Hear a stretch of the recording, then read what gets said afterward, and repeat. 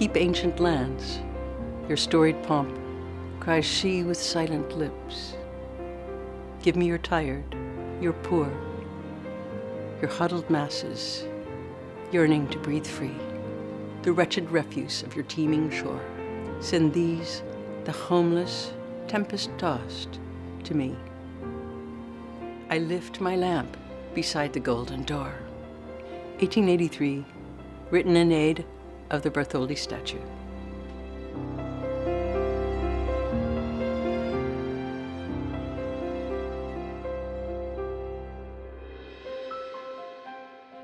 What we found in the last year, as we've been thinking more and more about Emma Lazarus and her legacy, is that a lot of people really don't know who she is.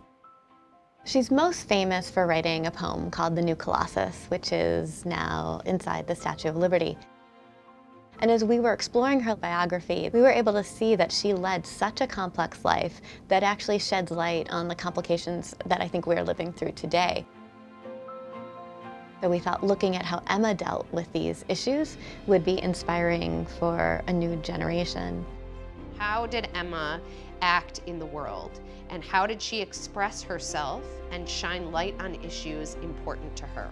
This poem is saying, no matter where you're from or what your circumstances, there is no such thing as a good immigrant or a bad immigrant. Everyone deserves to be here. And I think that that idea, that very idea, is radical. It was radical then, and I think it's radical now.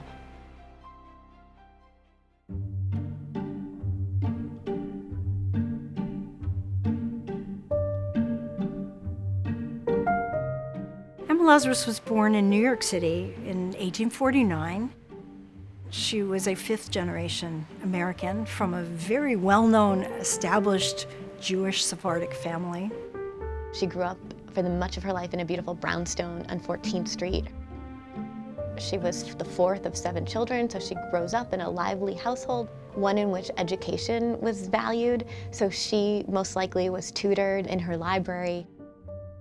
She spoke French and German. She did translation from French and German literature. And by the time she was 16, her father was able to pull together a 200-page volume of her poems.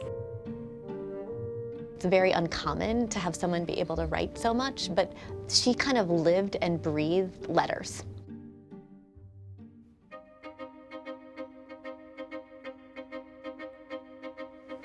New York changed a great deal from her childhood to her adulthood. From 1840 to 1860, the population more than doubled. You have a lot of people moving from rural areas to the city. More and more people are working in factory jobs, and there's an awareness at the time of inequality. There are some people living in quite beautiful homes, and others who are living in tenements.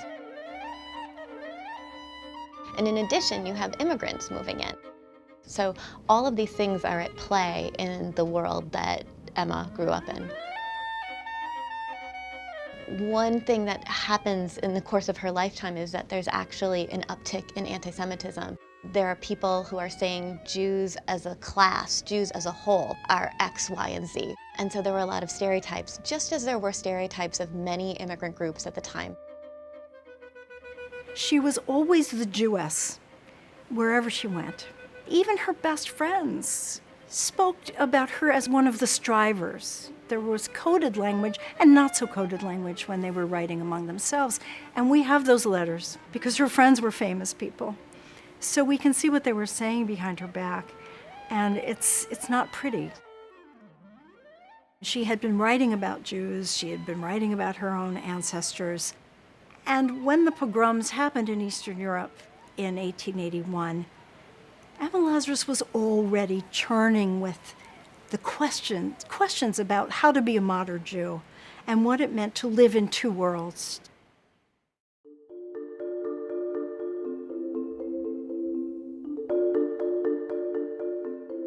Emma Lazarus was the first modern Jew in the sense that she was the first famous American Jew who had to invent her own way of being Jewish.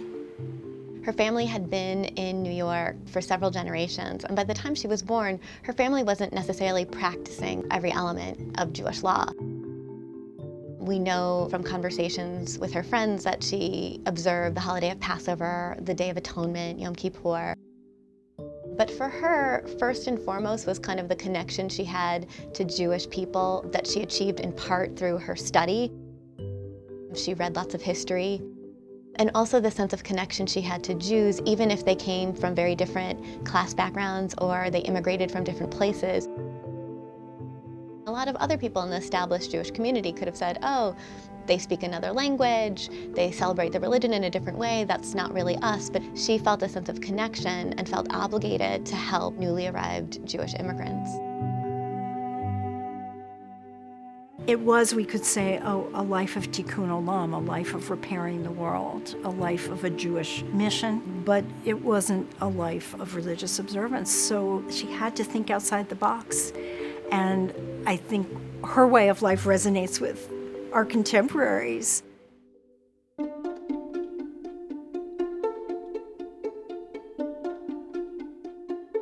In many ways, Emma was always an activist. And I think in some ways that activism comes out through her poems.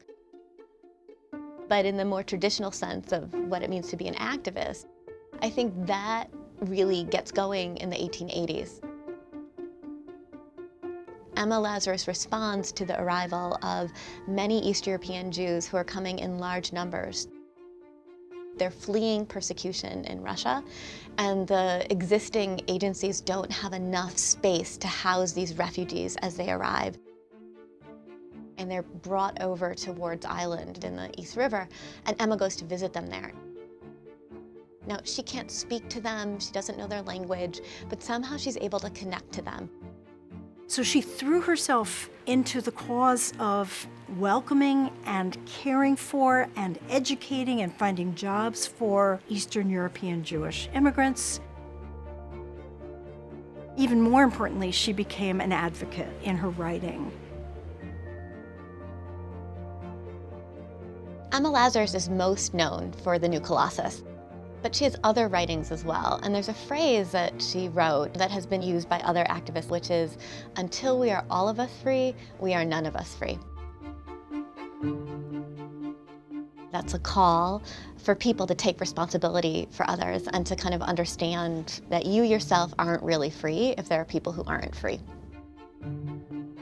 When we think about proving one's worthiness to be accepted into this great nation, Emma Lazarus was saying, it does not matter. We welcome any and all.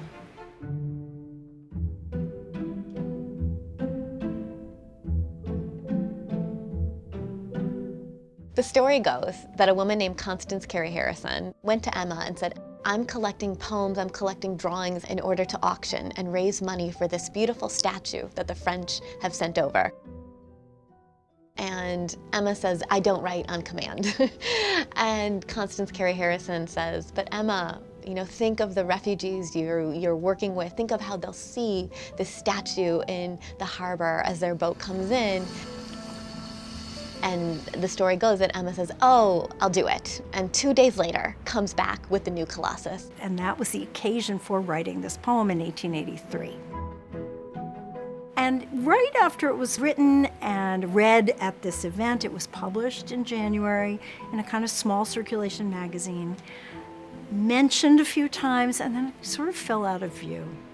So put the clock ahead to 1886.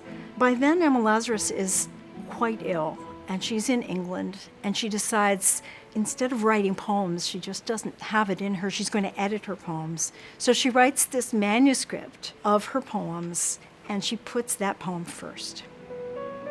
She knew it was her best poem. She knew it was the poem that would be her legacy. After Emma Lazarus' death, the new Colossus sort of fell out of the limelight until 1903, when her friend Georgina Schuyler was looking for a way to memorialize her and came up with the idea of making a bronze plaque and affixing it to the Statue of Liberty, where it can still be seen. Over the years, I think the poem has become a lot more complex. Is it long and inclusive of every single struggle we've ever seen in this nation? No.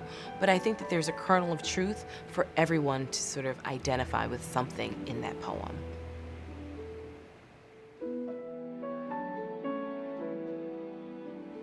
Knowing something about the context in which Emma Lazarus lived and wrote, I think it helps us to see what a remarkable poem it is and what one person can do to change the conversation.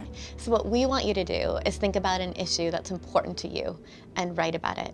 We want you to respond to the question, if you could write a poem for the Statue of Liberty today, what would it be?